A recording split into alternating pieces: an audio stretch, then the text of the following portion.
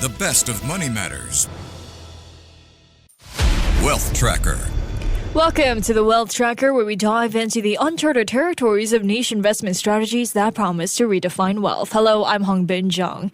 Co-living is quickly becoming a popular and attractive investment strategy for savvy investors looking to boost rental income and diversify their portfolios.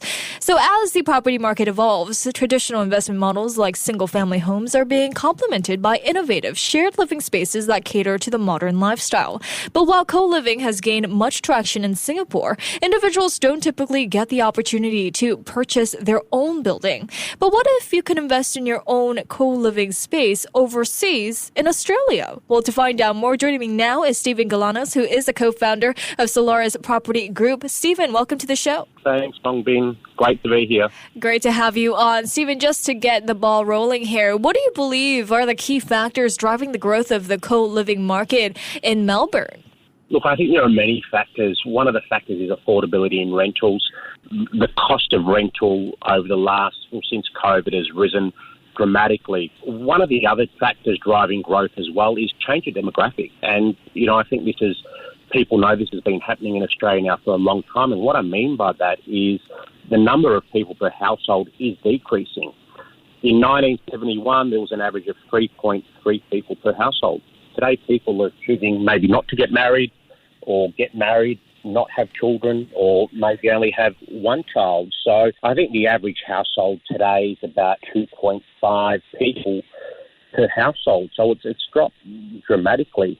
The other issue out there as well that we're seeing is that we're looking at tenants, and this is what's driving as well the segment to grow, the co-living segment to grow, is 70% of available properties to rent in Melbourne are four-bedroom homes. Now, if you're a couple or you're a single, you don't necessarily want to rent a four-bedroom home. Right. How do you think these factors will continue to evolve over the next 5 to 10 years? Well, first of all, 70% of tenants actively looking to rent a property, singles or couples. So they're not necessarily looking for a home to rent. They're looking for a smaller space. Now, how will these factors continue to evolve? So what I think is people are remaining single. The number of couples is increasing, or couples without children is increasing as well, where people are getting married, they're choosing not to have children. But on the other hand, we've got the properties that are, if we look at segments of property getting built in Melbourne, we've got apartments, we've got townhouses, and we've got standalone townhouses. The biggest percentage of new property coming to market every year in Melbourne is four-bedroom homes. I see. So we've got that gap of the biggest, four-bedroom homes, what are getting built the most in terms of percentages.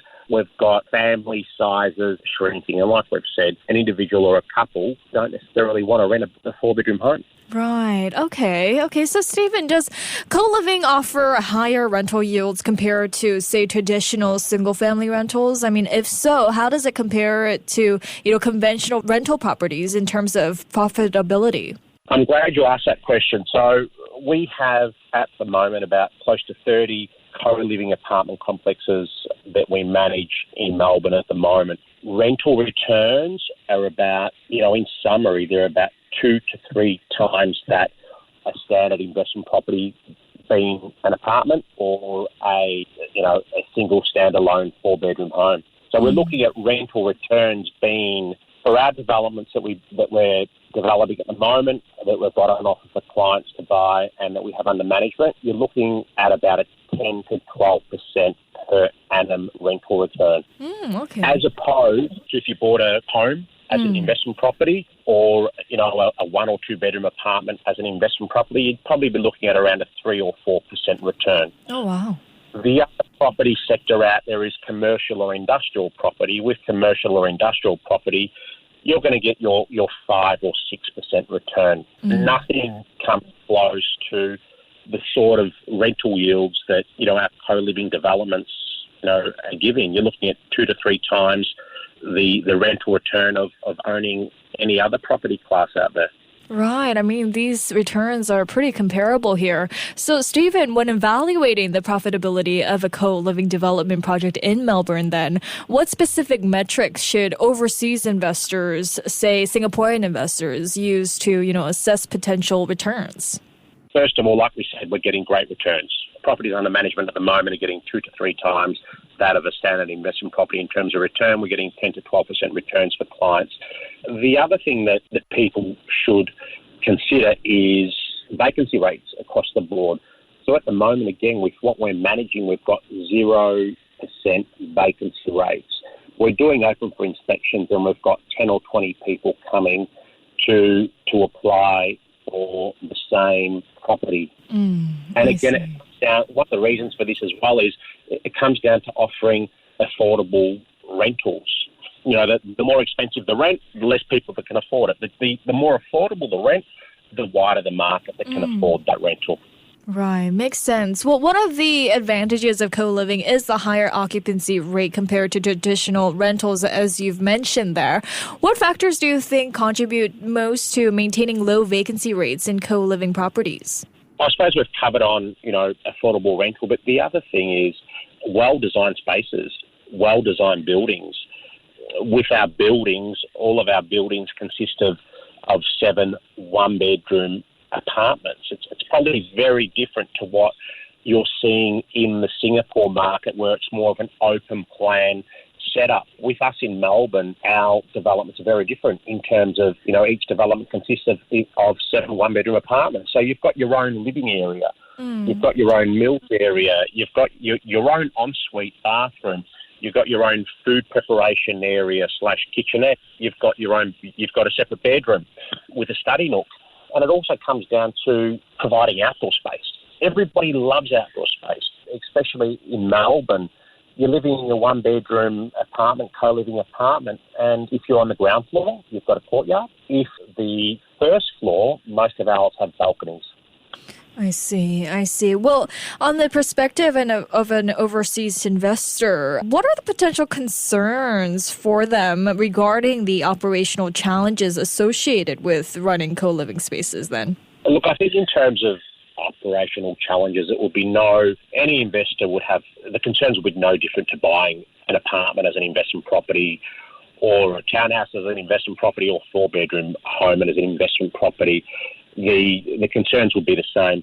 With us, we've got a property management division with who the wife of one of our partners runs, and it's no different to owning any other investment property, really.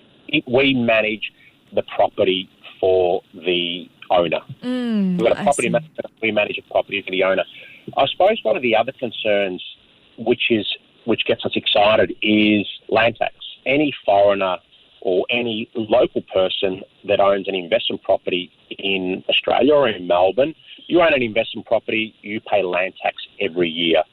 There was legislation change in the last couple of years in Parliament, in Victorian Parliament, and this is legislation that through the SRO. So basically, anybody that buys a co-living development can apply for a land tax exemption.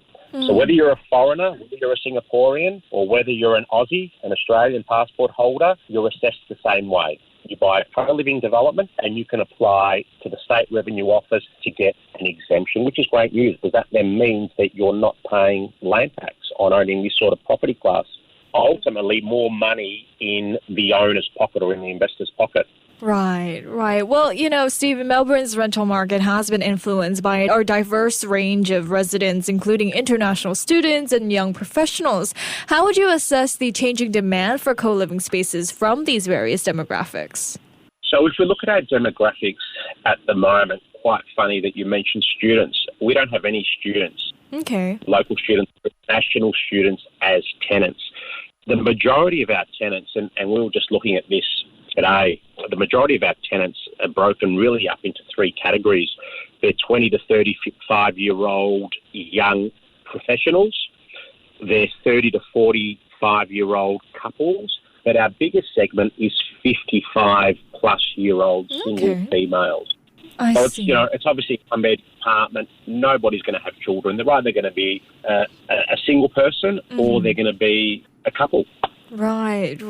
Well, then how are developers such as Solaris, catering to the needs of Singaporean investors or overseas investors to ensure long-term success of their portfolio? So I suppose last year was an interesting year. There was a change in legislation, design guidelines affecting co-living in Melbourne.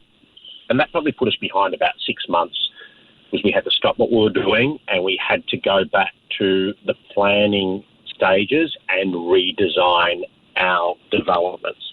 There was some co-living developers and builders at that time that just sort of pushed the changes in legislation to the side and said, look, we'll just keep on building what we're building, but we wanted to make sure that we were fully compliant to get all our CFO signed off on and to make sure we had no issues for ourselves and for our purchasers in the future. So I think one of the main things is you've got to make sure that you're fully compliant. That's one of the main things. Everything that we build is fully compliant. If there's a change in legislation like there is at time with everything in terms of property market, you've got to reassess, redesign and make sure you're compliant.